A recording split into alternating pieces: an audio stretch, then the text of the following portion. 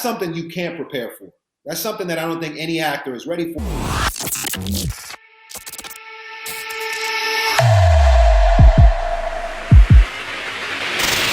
The first thing I want to ask you, you know, when you're going to be in a film with Jason, there's going to be a lot of action. There's going to be a lot of drama. What did you do to train for the role? I literally wrapped season 2 of The Boys 4 days before I was on a plane headed to London.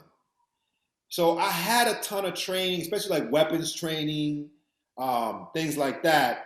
What I was working with once I got to London to work with these guys was a lot of fight choreography and figure out how that exchange between Jason's character and myself was going to happen. But I'll say that, you know, the way that Guy directs his movies, nothing that you think is going to happen or nothing that might be written to happen on that script, it could all change in a matter of a minute. So he's got a guy with him with a laptop slung around his neck, always rewriting a scene, rewriting lines, rewriting action sequences, and it keeps you on your toes. That's something you can't prepare for. That's something that I don't think any actor is ready for, because in a split second, you might have to relearn 3 pages of dialogue, new dialogue, and a new action sequence.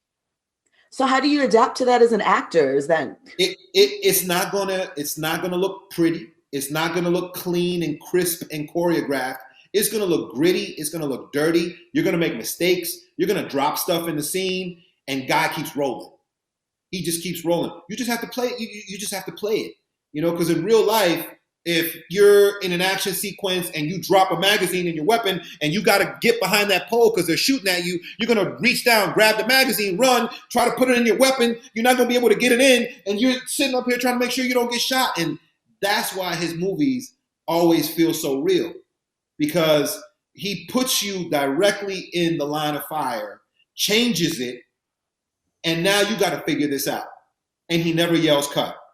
He's going to keep going till that tape runs out in that camera. And that's why when you watch it, you're like, man, like that felt like I was really watching real life. It's because you were really seeing somebody nervous trying to figure this thing out and feeling like they screwed up. amazing? So last question and wrapping up, if you were about to pull off the ultimate heist, who's in your crew? Oh, you're in my crew. I'm in your crew. You're in my crew. Gotta get somebody else, because I'm not going into war.